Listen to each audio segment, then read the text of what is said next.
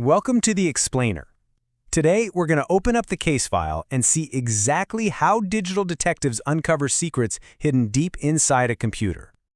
Okay, so picture this. A cybercrime goes down. The prime suspect's computer, that's the crime scene. But how do investigators actually find the clues?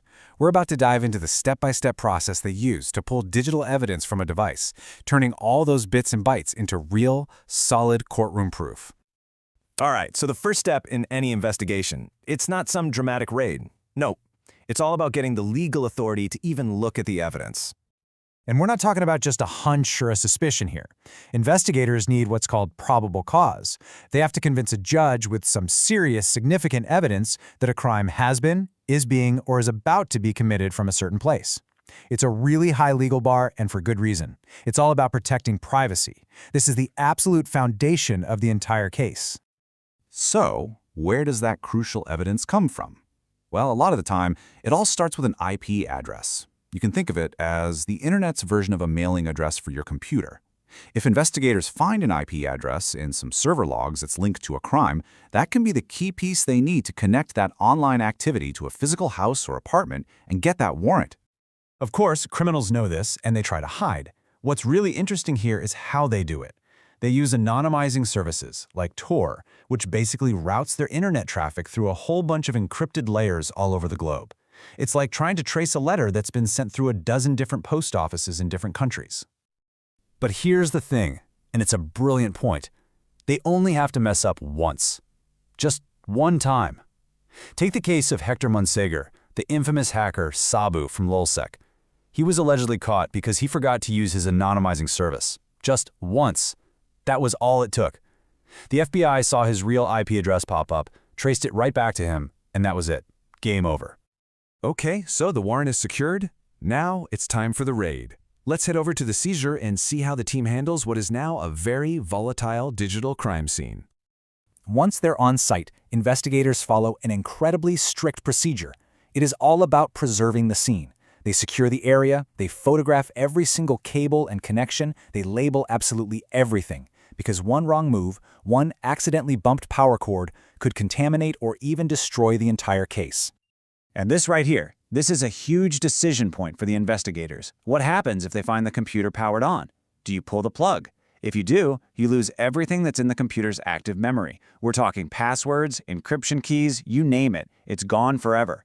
But if you try to shut it down properly, you risk triggering a booby trap, a program designed to wipe the entire drive clean. It is an absolutely crucial, high-stakes judgment call. All right, let's say the evidence is successfully seized and brought back to the lab. The next step is absolutely fundamental, making a perfect copy to work from. So you have to understand, this is the most fundamental rule of digital forensics. The original evidence must never be altered. Everything they do from this point forward is done on a clone. The original drive, it gets sealed up, remaining totally pristine so it can be used in court. So how do they do that without accidentally changing something? They use a special piece of hardware called a write blocker. You can think of it like a one-way street for data. It lets an investigator read all the data from the hard drive, but it physically prevents any data from being written back to it. It makes it impossible to accidentally mess with the original. Okay, but how can they prove the copy is perfect? That's where something called a hash value comes in. It acts like a unique digital fingerprint for the data. They run an algorithm that creates a hash for the original drive, and then they do the exact same thing for the new copy. If those two digital fingerprints match, boom, they've got a perfect, bit-for-bit replica that will hold up in court. Okay, so with a safe, verified copy to work on, the real hunt for clues can finally begin. So a suspect might try to be clever, right? They might rename a secret document boring_taxes.doc or hide an image by calling it systemfile.dll. But investigators don't search for files by their name or their extension, like .jpg. Nope.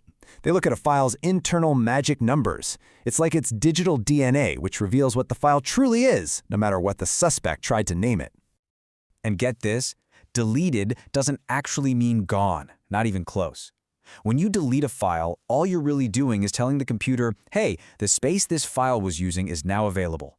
The actual data is often still sitting right there on the disk until something new gets written over it.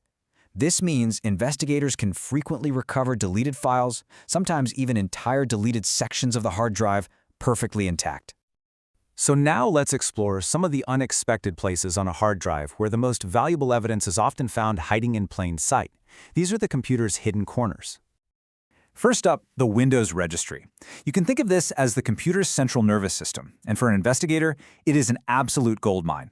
It's this massive database that tracks pretty much everything a user does. Installed software, connected devices, a timeline of actions. It can even show when a specific USB drive was last plugged in.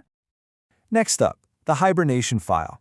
Remember that tough choice about pulling the plug and losing what's in memory? Well, the hibernation file, hiberfil.sys, is basically a complete snapshot of that active memory, or RAM, that's been saved to the hard drive. It can be a treasure trove, potentially containing passwords, decryption keys, anything that was running when the computer went into hibernation. And in a similar vein, you have the page file, pagefile.sys. This is like the computer's virtual memory, a scratch pad it uses when it runs out of physical RAM. The amazing thing is that it can leave behind fragments of documents, images, and conversations long after the user thought they closed them. It's a fantastic place to find little pieces of the puzzle. And finally, system restore points. These are literally like a digital time machine. A suspect could encrypt a file or delete it thinking it's gone for good, but an older system restore point might have saved a snapshot of the computer before that happened, containing an older, perfectly clean, unencrypted version of that very same file. It's an incredible way to find evidence someone tried very hard to destroy. So as you can see, this whole process is a deep, methodical search. It's a real cat-and-mouse game between criminals and investigators. But it leaves us with a huge question for the future. As our devices get more complex and our data moves from our hard drives into the cloud, where will the next generation of secrets hide? Where is the next digital crime scene going to be?